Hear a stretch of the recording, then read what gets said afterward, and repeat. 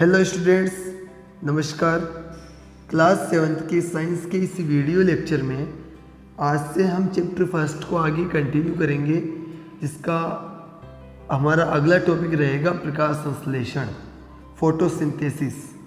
पादपों में खाद्य संश्लेषण का प्रक्रम, यानी पादप अपना भोजन किस विधि के द्वारा बनाते हैं, इसके बारे में मैंने आपको पिछली वीडियो में शॉर्ट में बता दिया था और इसमें हम अब डिटेल्स में पढ़ने वाले हैं इसी प्रोसेस को।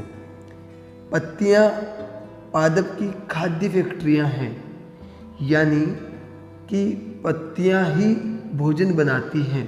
पादपों में खाद्य पदार्थों का संश्लेषण उनकी पत्तियों में होता है, अतः सभी कच्चे पदार्थ उन तक पहुंचने चाहिए। क्योंकि भोजन पत्तियों को बनाना है, तो भोजन बनाने के लिए आवश्यक चीज़ें पत्तियों तक पहुंचनी जरूरी है। मृदा में उपस्थित जल एवं खनिज जड़ द्वारा अवशोषित किए जाते हैं।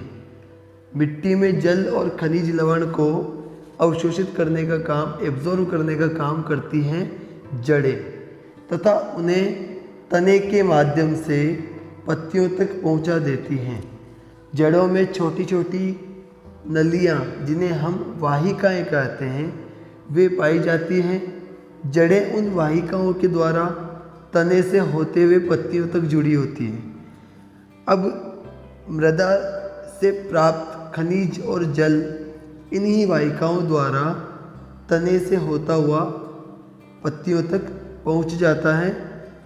पत्ती की सतह पर उपस्थित सूक्ष्म रंध्र, आपको मैंने बताया था कि पत्तियों की सतह पर छोटे छोटे रंध्र उपस्थित होते हैं, जिन्हें हम स्टोमेटास कहते हैं।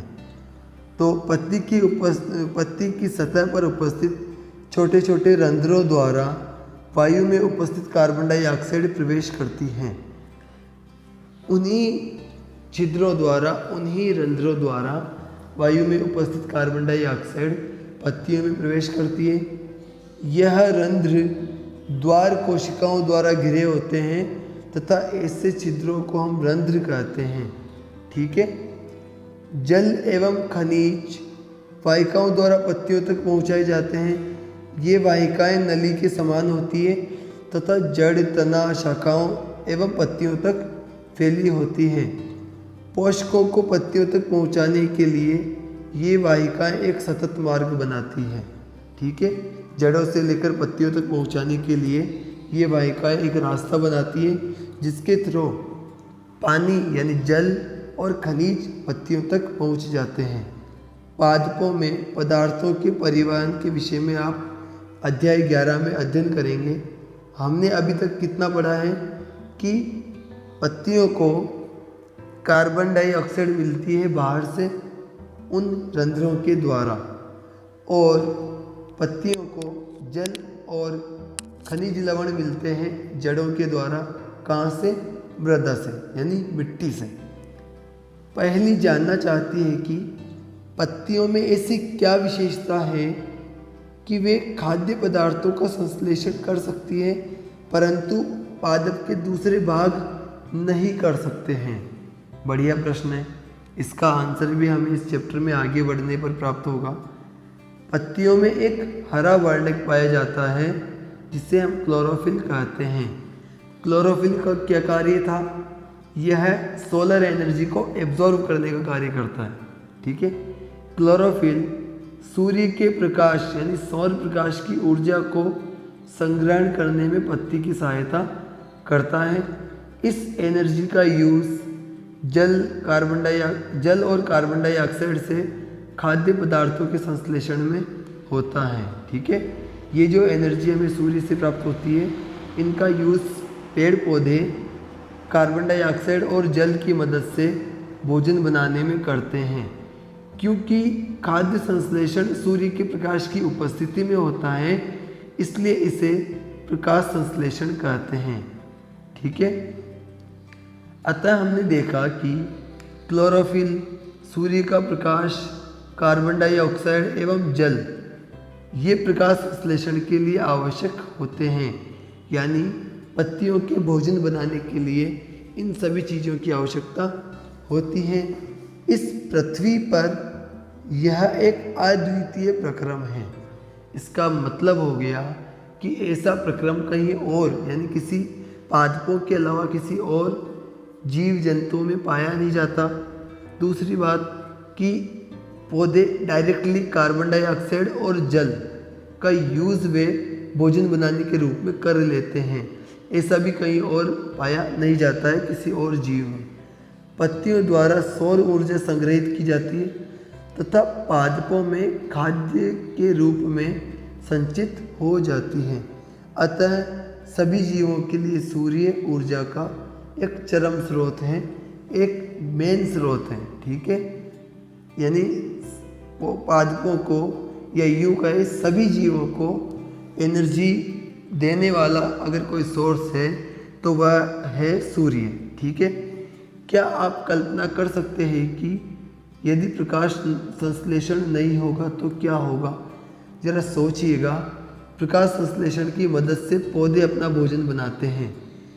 यदि प्रकाश संश्लेषण नहीं होगा तो पौधे अपना भोजन नहीं बना पाएंगे, और पौधे यदि अपना भोजन नहीं बना पाए तो क्या होगा? यदि पौधे अपना भोजन नहीं बना पाए तो पौधे खत्म हो जाएंगे। पौधे खत्म हो गए तो पौधों पर डिपेंडेंट जो जीव हैं वे भी खत्म हो जाएंगे, क्योंकि उन्हें भोजन प्राप्त नहीं होगा। इसीलिए हम इसकी कल्पना भी नहीं कर सकते हैं। इसलिए हम प्रकाश संश्लेषण न होने की तो कल्पना ही नहीं कर सकते हैं। प्रकाश संश्लेषण के दौरान पत्ती की क्लोरोफिल युक्त कोशिकाएं, देखिएगा पत्ती में ऑर्गन पाया जाता है जिसे हम कहते हैं क्लोरोप्लास्ट। ठीक है, छोटे छोटे अंग पाए जाते हैं जिन्हें हम कहते हैं क्लोरोप्लास्ट। क्लोरोप्लास्ट में क्लोरोफिल जमा होता है और यह क्लोरोप्लास्ट में उपस्थित क्लोरोफिल क्या करता है?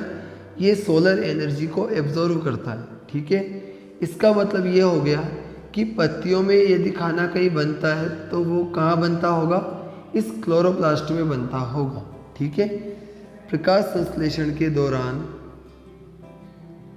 पत्ती की क्लोरोफिल युक्त कोशिकाएं सूर्य के प्रकाश की उपस्थिति में कार्बन डाइऑक्साइड और जल से कार्बोहाइड्रेट बनाती हैं। ठीक है, और आप पढ़ चुके हैं कि कार्बोहाइड्रेट एक एनर्जी गिविंग फूड है, यानी कार्बोहाइड्रेट से एनर्जी प्राप्त होती है ना। तो कार्बोहाइड्रेट बनाती है कौन कौन? कार्बन डाइऑक्साइड और जल मिलकर के। किसकी उपस्थिति में? सूर्य के प्रकाश की उपस्थिति में।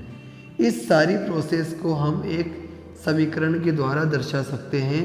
ये समीकरण आप देख पा रहे हैं, ये है पौधे का भोजन बनाने का जो इक्वेशन है वह है, यानी कार्बन डाइऑक्साइड, ये देखिएगा कार्बन डाइऑक्साइड और जल ये दोनों आपस में रिएक्ट करते हैं। किसकी उपस्थिति में? सूर्य के प्रकाश की उपस्थिति में। ठीक है, और बनाते क्या हैं? ये बनाते कार्बोहाइड्रेट और ऑक्सीजन। तो देखिएगा कार्बोहाइड्रेट एक एनर्जी गिविंग फूड है, यानी पौधे इसका यूज़ अपने भोजन के रूप में करते हैं, और ऑक्सीजन और बन रही है यहाँ पर। इस ऑक्सीजन को पेड़ पौधे बाहर निकाल देते हैं, यानी वे जो छोटे छोटे स्टोमेटास थे ना, जो छोटे छोटे रंध्र थे, उनके द्वारा ऑक्सीजन को ये बाहर निकाल देते हैं। इस प्रक्रम में ऑक्सीजन निर्मुक्त होती है, यानी ऑक्सीजन बाहर निकलती है, तथा कार्बोहाइड्रेट अंततः मंड में परिवर्तित हो जाता है, स्टार्च में परिवर्तित हो जाता है। देखिएगा कार्बोहाइड्रेट 3 प्रकार से पाया जाता है। कौन कौन से? पहला शुगर यानी शर्करा, दूसरा है स्टार्च और तीसरा है सेल्यूलोज। ठीक है, अब यहाँ पर जो कार्बोहाइड्रेट बनता है वो किस फॉर्म में बनता है? वो स्टार्च की फॉर्म में बनता है। ठीक है ना। पत्ती में स्टार्च की उपस्थिति प्रकाश संश्लेषण प्रक्रम का संपन्न होना दर्शाती है। यानी इसका मतलब क्या हुआ, देखो कि पत्तियों में प्रकाश संश्लेषण हुआ है या नहीं हुआ, इसका पता आप कैसे लगा सकते हो। यदि आप किसी ना किसी रूप में ये पता लगा लें कि इन पत्तियों में स्टार्च उपस्थित है, ठीक है, तो आपको ये पता चल जाएगा कि पत्तियों में प्रकाश संश्लेषण हुआ है, ठीक है। स्टार्च भी एक प्रकार का कार्बोहाइड्रेट है। तो यहाँ तक हमने जो पादपों द्वारा खाद्य संश्लेषण का जो प्रक्रम था, जिसे हमने प्रकाश संश्लेषण नाम दिया, उसे पढ़ा है। और आगे देखो, बूझों ने देखा कि कुछ पादपों की पत्तियां गहरी लाल, बैंगनी अथवा भूरे रंग की होती हैं। वह जानना चाहता है कि क्या इन पत्तियों में भी खाद्य संश्लेषण होता है। ऐसा प्रश्न बूझों के मन में इसलिए आया क्योंकि मैंने बताया था आपको कि पत्तियों में हरे रंग का वर्णक पाया जाता है जिसका नाम है क्लोरोफिल, और क्लोरोफिल की वजह से ही पत्तियां हरी दिखाई देती हैं, ठीक है। तो यहाँ पर क्या होता होगा, उन पत्तियों के साथ जिनकी पत्तियां जो कि लाल, बैंगनी, भूरे रंग की होती है, क्या उनमें क्लोरोफिल होता है या फिर नहीं होता है, ठीक है। तो इसको हम आगे कंटिन्यू करते हैं। पत्तियों के अतिरिक्त पादपों के दूसरे भाग जैसे कि हरे तने, हरी शाखाओं में भी प्रकाश संश्लेषण होता है, लेकिन वो बहुत न्यून मात्रा में होता है, बहुत कम मात्रा में होता है। मरुस्थलीय पादपों में वाष्पोत्सर्जन यानी बाहरी वातावरण से जल को लेने की प्रक्रिया। देखिएगा, आपने पढ़ा था कि